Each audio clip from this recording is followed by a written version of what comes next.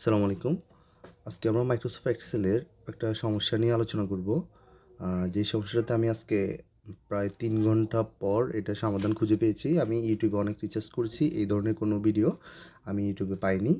তো ফাইনালি আমি এই সমস্যাটার সমাধান করতে পেরেছি। এটা এবং আপনাদের মাঝে শেয়ার করার চেষ্টা করতেছি আমি। এই সমস্যায় যদি আপনারা কখনো পড়েন তাহলে কীভাবে এই সমস্যা থেকে বের হবেন। তো বিষয়টা হচ্ছে আমি একটা মার্কশিট ইনপুট দেওয়ার জন্য আমার এক ছোটো বোনকে দিয়েছিলাম। তো তাকে আমি কিছু রোল নাম্বার রেঞ্জ দিয়ে দিছি। বলছি যে এখানে কিছু মিসিং রোল নাম্বার আছে, মানে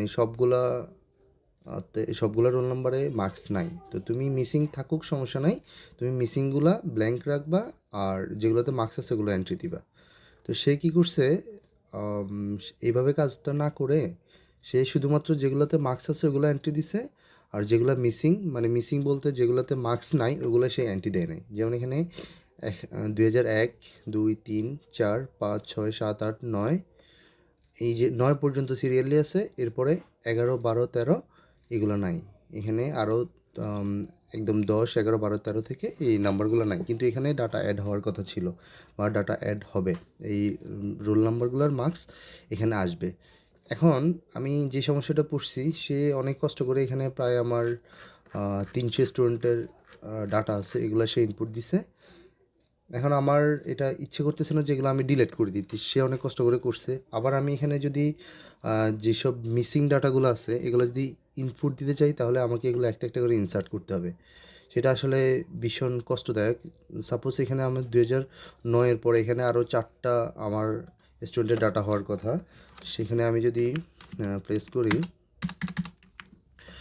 এখন যে শর্টকাটটা আমি ব্যবহার করছি এটা হচ্ছে, আমরা সাধারণত ইনসার্ট করার জন্য কি করি, এখানে রাইট ক্লিক করে ইনসার্ট দিলে ইনসার্ট হয়।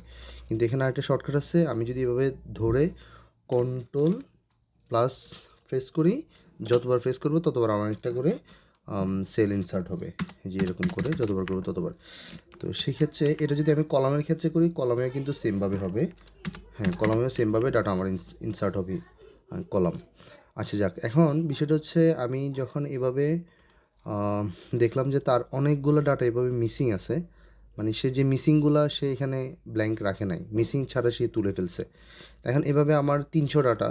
তো সাপোজ এই কাজটা হইতে পারতো আপনাদের 1,00,000 ডাটাও হইতে পারতো, 50,000 ডাটাও হইতে পারতো। তখন সেক্ষেত্রে আপনি কী করবেন? আপনি কি এইভাবে একটা একটা করে ইনসার্ট করা আপনার পক্ষে সম্ভব কি না?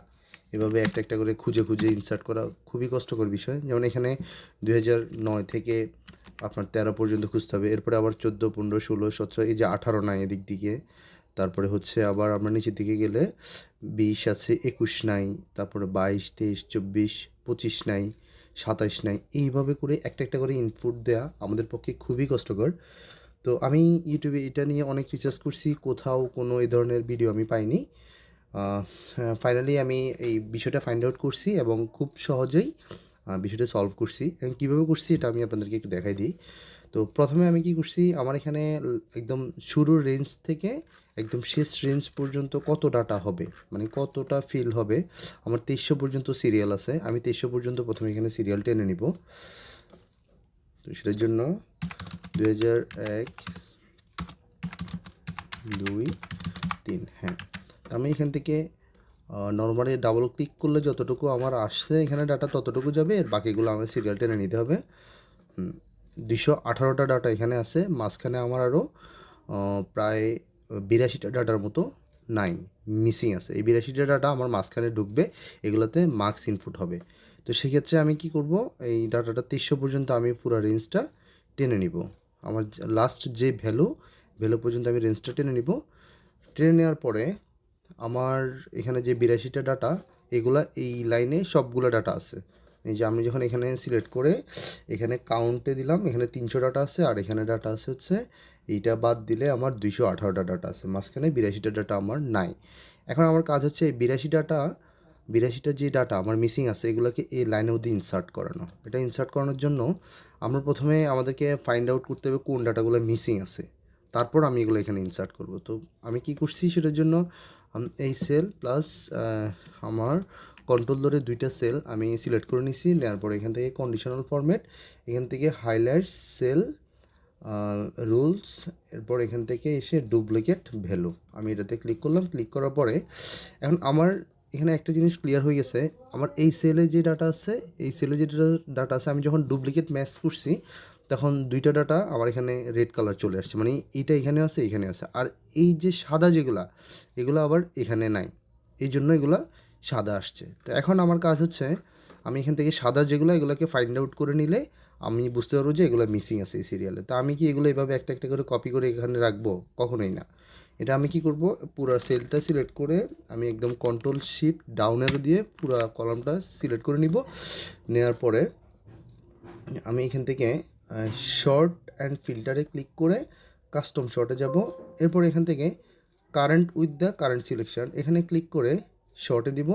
শর্টে দেওয়ার পরে আমাকে বলছে শর্ট বাই ভ্যালু, মানে কোন সেলটা আমি শর্ট করব। আমি সি সেলটা শর্ট করব, সি সেল আছে। আর এখান থেকে কি সেল ভ্যালু না, আমি এখান থেকে সেল কালারটা দিব। দেওয়ার পরে এখানে আমাকে বলছে যে কালারটা আছে, এখানে আমি ক্লিক করলে রেড কালার আছে, নো সেল কালার আছে। এখন আমাকে সে বলতে চাচ্ছে যে কোনটা উপরে থাকবে, অন টপ। এখানে কি মানে কালার যেটা আছে এটা উপরে থাকবে, না নো সেল কালারটা উপরে থাকবে। তো আমি নো সেল কালারটা উপরে দিয়ে ওকে দিয়ে দিলাম। এখন আমার এখানে যেগুলো আমার এই শিটে নাই, এগুলোর কালার কিন্তু হয় না, এগুলো সাদা ছিল, এগুলো আমার উপরে চলে আসছে। আর যেগুলো ডুপ্লিকেট ভ্যালু, এগুলো সবগুলো নিচে একসাথে চলে আসছে। তো আমি এগুলোকে কন্ট্রোল শিফট ডাউন অ্যারো দিয়ে নিচের দিকে যা ছিল সবগুলো ডিলিট করে দিচ্ছি। তার মানে হচ্ছে আমার ডুপ্লিকেট ভ্যালু যেগুলো, এগুলো আমি ডিলিট করে দিচ্ছি। আর যেগুলো ইউনিক, যেগুলো এই সেলে ছিল না, এগুলো আমার উপরে চলে আসছে। তা আমি এখন কি করব, এগুলো সবগুলোকে কন্ট্রোল শিফট ডাউন অ্যারো দিয়ে সিলেক্ট করে কপি করে কাট করে নিব। কাট করে নিয়ে ঠিক আমার যেখানে লাইন শেষ হয়েছে আমার ভ্যালু, এখানে আমি পেস্ট করে দিব। পেস্ট করে দেওয়ার পরে এখন আমার এগুলা কাজ হচ্ছে জাস্ট সিরিয়ালি সাজিয়ে নেওয়া। তা আমি এটা কী করব, এখান থেকে ধরে এইটা আবার ধরলাম, ধরে নিচের দিকে কন্ট্রোল শিফট, এই তিনটা ঘর, যেহেতু আমি তিনটা ঘরের এগুলো ডাটা যেহেতু মিসিং না হয়, একটার সাথে একটা যেহেতু এলোমেলো না হয়, সেই জন্য আমি এগুলো পুরোটাকে ধরে কন্ট্রোল শিফট ডাউনেরও দিয়ে একদম পুরো সেলটা যতটুকু লাস্ট ভ্যালু ছিল এখানে নিয়ে আসলাম সিলেক্ট করে। তারপর এখান থেকে আমি আবার শর্টে গেলাম, গিয়ে কাস্টম শর্টে গিয়ে এখান থেকে আবার শর্ট বাই কিসের ভিত্তিতে আমি শর্ট করব, শর্ট হচ্ছে ডি, কলাম ডি এর ভিত্তিতে আমি শর্ট করব। শর্ট করলাম, শর্ট করার পর সেল ভ্যালু, এখন আমার ভ্যালু আকারে এগুলো শর্ট হবে, স্মলেস্ট টু লার্জেস্ট, মানে ছোটো থেকে বড় আকারে সাজবে। আমি ওকে দিব। ওকে দেওয়ার পরে আপনি একটা জিনিস লক্ষ্য করেন, এই যে এখানে 9 পর্যন্ত যে ছিল, 9-এর পরে আমার এখানে 10, 11, 12 তিনটা ডাটা এখানে আমার অটোমেটিকলি ইনসার্ট হয়েছে। এখানে আবার 17 পরে 18 ইনসার্ট হয়েছে, এখানে 19 পরে 20 ইনসার্ট হয়েছে। আপনি দেখেন এই যে এগুলো কিন্তু খালি, এই সেলগুলো কিন্তু খালি। আর এখানে আমার 9-এর মধ্যে যে ডাটা ছিল ওই ডাটা 9-এর মধ্যেই আছে। আর এখানে 25-এর মধ্যে কিছু নাই, 25 ইনসার্ট হয়েছে অটোমেটিকলি, এগুলো এখানে খালি। আর 26-এর মধ্যে ডাটা ছিল, 26-এর মধ্যে ডাটা আছে।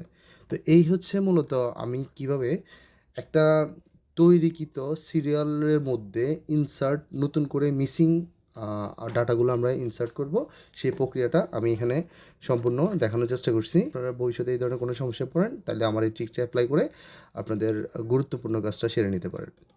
ভালো থাকবেন সবাই, সুস্থ থাকবেন। আসসালামু আলাইকুম।